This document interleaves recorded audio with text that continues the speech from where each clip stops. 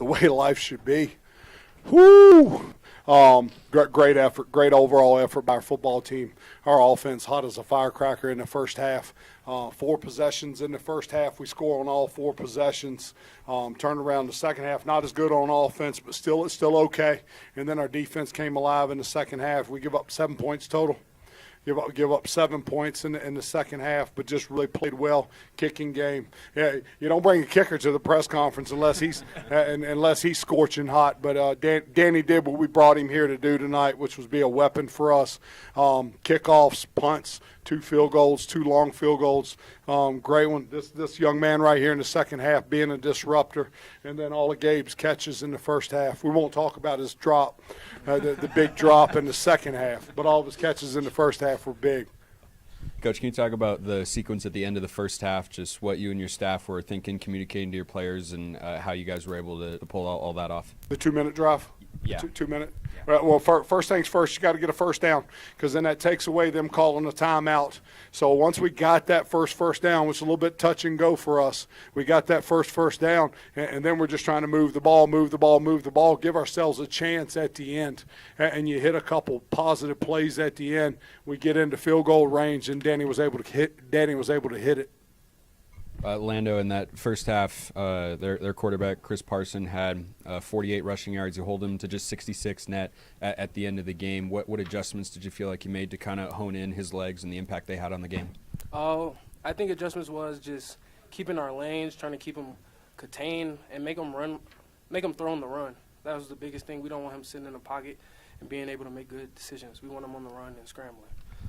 You guys sacked him a couple times. The strip sack there late in the game by Henry Harper that Swanigan gets on top of. Just talk about what you feel like you and the defensive line brought to this game tonight against somebody who your head coach says is the best offensive player in the conference. I feel like we're one of the best D-lines, pass rushing-wise, when we lock in and go in to dominate. If we just have that mindset, we'll disrupt any offense. The adjustment in the second half was we just turned him loose. Coach, real quick, can you touch on your defense again coming up, holding Austin Peay to their lowest point total against an FCS opponent this year? I didn't know that until you just said it. Hey, good for us. I get paid for something. Yeah, good for us. It's them good looks. We've played well the last 3 weeks. Our kids have an understanding of the defensive scheme right now, playing together. I'll give you the biggest change from early on in the season till right now. Early on, we were getting 1 or 2 guys to the football, and then in the middle of the season, we're getting 3 or 4 guys to the football. Tonight, when they got loose, we've got 5 or 6 guys after the football. We're able to force the 2 turnovers in the second half, and it was maybe 3. I don't trust that the officials got the other one right. Danny, I'm going to make you wait for your moment in the sun here and go over to Gabe. Offensively, how do you feel like you guys played today? I think we did good. I definitely think we could have done better, but for the most part, we executed, did our job good enough to win. Thought we did pretty good. And Gabe, going back to that 2-minute drill before the field goal at the end of the half, Bronson gets sacked on 3rd down. You guys have no timeouts left. Take us through that process and how you were able to get that first down on 3rd and long. I was just doing my job. They called the play. I ran my route. He threw it to me. I caught it. We clocked it. Kicked the field goal. Go halftime. With how the season started for you guys and where you're at right now, how different does it feel to be a part of this football team? Oh, winning changes everything. It makes everything more better. Tying your shoes, getting dressed, it changes everything. I would way rather win and play really bad than play really good and lose, if I'm being honest. Danny, a 52-yard field goal is the longest field goal that this program has seen go through the uprights since 2007 and tied for the 2nd longest in the history of SU football. What was clicking for you today? It's a football encyclopedia right now. I have to give credit to Regan for that one. He's got those numbers, and I just memorize them. It was definitely special. The big guys up front did their job, and when my time was called, obviously I've been punting and kicking off the season. Whenever my time was called, which was tonight, I was ready, I was prepared, and that doesn't happen by mistake. Being pushed by Jaden every single day and us competing, something special. And then, Elias Vigil and Gavin Lipkin doing their job, making it easy for me. I just have to put it to the uprights, and I rewarded the offense with 3 points.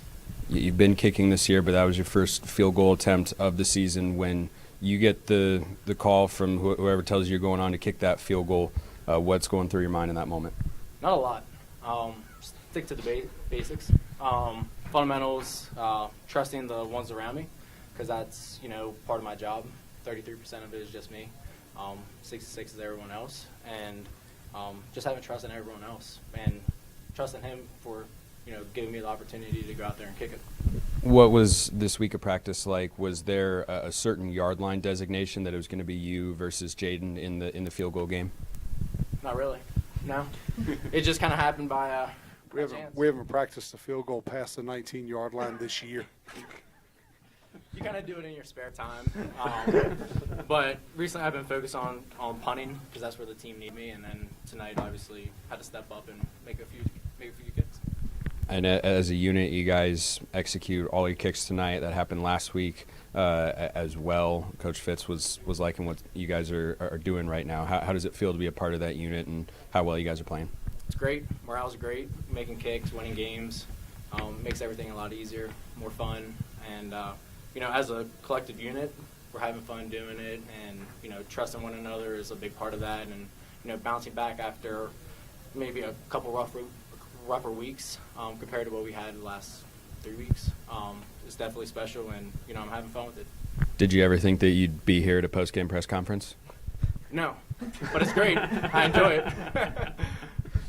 Coach, do you want to wrap this one up with you guys having won your third straight game and your second over a ranked opponent? Yeah, it feels really, really good, and we put in a ton of work. These three know it, and our coaching staff. Guys, nobody outworks our coaching staff in this country, and nobody outworks our players. We lift really, really hard. Guys go to class. We practice probably as hard and as physical as anybody in the country. It's one of the reasons we're pretty darn good at the end of the seasons because we're pretty battle-tested by the time we get here, and just really proud. Proud to be a Thunderbird, proud of these guys and their teammates, and proud of our coaching staff. And then everybody that came out tonight and braved the cold, thank you. We appreciate you. Go Thunderbirds.